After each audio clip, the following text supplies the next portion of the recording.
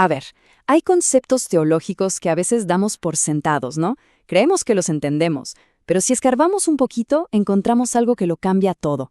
Hoy vamos a hacer justo eso. Nos vamos a meter de lleno en un pilar de la fe, la justificación. Pero lo vamos a ver desde un ángulo que quizá no es tan común, un ángulo que lo ilumina todo, el de la resurrección. Ok, vamos directo al grano. Este versículo de Romanos 4:25 es el centro de todo lo que vamos a explorar. Fíjense bien, porque tiene dos partes. La primera, fue entregado a la muerte por nuestros pecados. Esa la conocemos, ¿verdad? Es el corazón del Evangelio. Pero la segunda parte, y resucitó para nuestra justificación. Ahí es donde la cosa se pone interesante. ¿Qué quiere decir eso exactamente? Y esa es la gran pregunta, ¿no? A ver, que Jesús muriera por los pecados, eso tiene sentido, lo entendemos. Pero resucitar para la justificación, si la deuda ya estaba pagada en la cruz, ¿qué papel juega aquí la resurrección? ¿No estaba todo listo? Bueno, la respuesta, como vamos a ver, es espectacular y de verdad que redefine nuestra idea sobre lo que es la justicia de Dios. Entonces, para entender bien este vínculo, esta conexión entre muerte y resurrección, tenemos que cambiar el punto de partida. No podemos empezar por nosotros, no. Tenemos que empezar por Dios, por su carácter como juez. Créanme, ahí está la clave de todo. Casi siempre, cuando pensamos en justificación, nos imaginamos, no sé, un tribunal, ¿verdad? Un veredicto legal, algo frío, culpable o inocente. Pero lo que vamos a explorar hoy nos lleva mucho más allá. Nos lleva a la naturaleza misma del juez, porque es en su carácter donde encontramos el verdadero sentido de todo esto. Y para entender esa naturaleza, esa rectitud de Dios, hay una palabra en hebreo que es una llave maestra, una palabra que abre una comprensión totalmente nueva.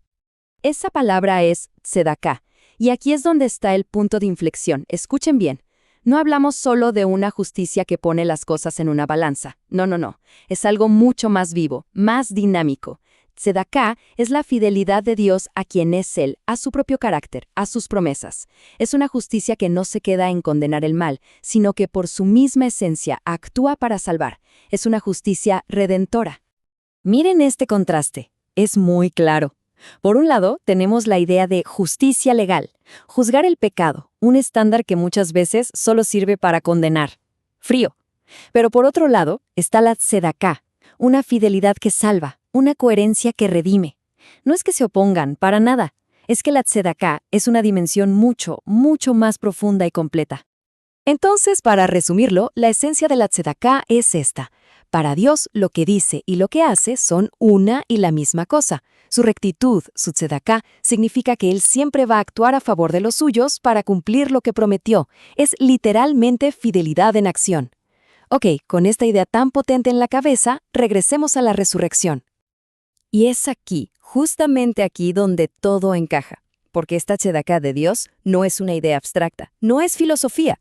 Tuvo su momento cumbre, su máxima expresión, en un evento real, histórico, la resurrección de Cristo.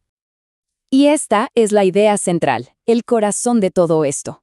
La resurrección no es simplemente la prueba de que la cruz funcionó. No es el final feliz de la historia. No, es el acto de justificación por excelencia, el acto soberano y fundamental. Pero, un momento, ¿la justificación de quién exactamente? Lo que tenemos aquí es, básicamente, un choque de tribunales, un choque de veredictos. Por un lado, el veredicto del mundo.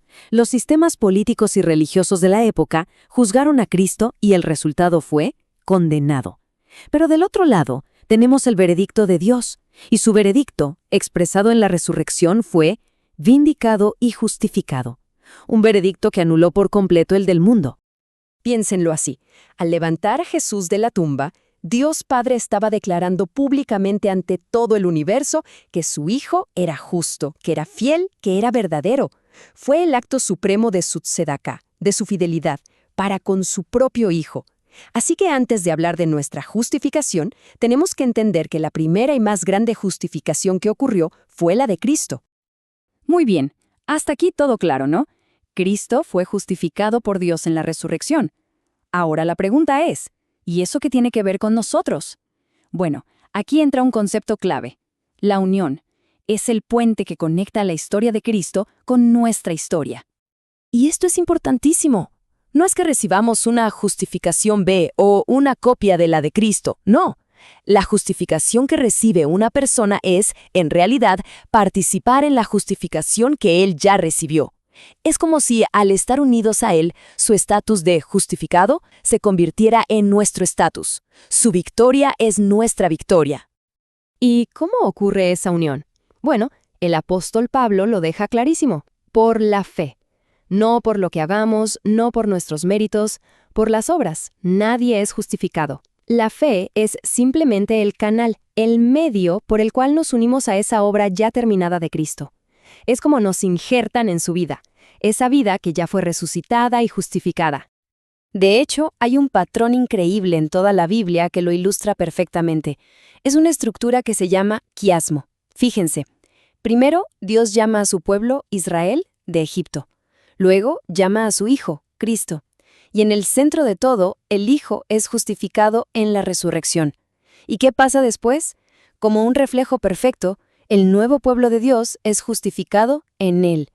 La historia de Cristo se vuelve el molde de nuestra propia historia. ¡Es genial! Ok, entonces, ¿cuál es el resultado práctico de todo esto? Si ser justificado es participar en la justificación de Cristo, ¿qué significa eso en el día a día? La respuesta es mucho más profunda que un simple cambio en nuestro expediente legal. Ser justificado no es solo que Dios nos perdone y ya. No es un borrón y cuenta nueva legal. Es mucho más radical. Es recibir una identidad totalmente nueva. Es ser hechos parte de una realidad nueva, la de la vida resucitada de Cristo. Es la identidad de alguien que ya fue vindicado y declarado justo en Él. Pablo lo dice de una forma increíble en Filipenses. Su mayor deseo no era tener una justicia hecha en casa, una justicia propia basada en su esfuerzo. No, su anhelo era ser hallado en Cristo, con una justicia que viene de afuera, que procede de Dios y que se recibe solo por la fe. Y con esto, todo vuelve al principio. ¿Se acuerdan del Tzedaká? ¿Esa fidelidad inquebrantable de Dios? Pues bueno, resulta que esa misma fidelidad es la que se nos da. Es como si Dios nos pusiera un manto encima y ese manto es su propio carácter, su propia fidelidad. ¡Qué increíble! Somos cubiertos, literalmente, por la justicia de Dios. Y todo esto nos deja con una pregunta final, una para masticar. Si ser justificado es mucho más que ser perdonado, si es en realidad ser vestido con la propia fidelidad de Dios como si fuera un manto, ¿cómo no va a cambiar eso la forma en que vivimos? Ya no se trata solo del cielo, se trata de quiénes somos hoy, ahora mismo. Una pregunta que, la verdad, da para pensar mucho.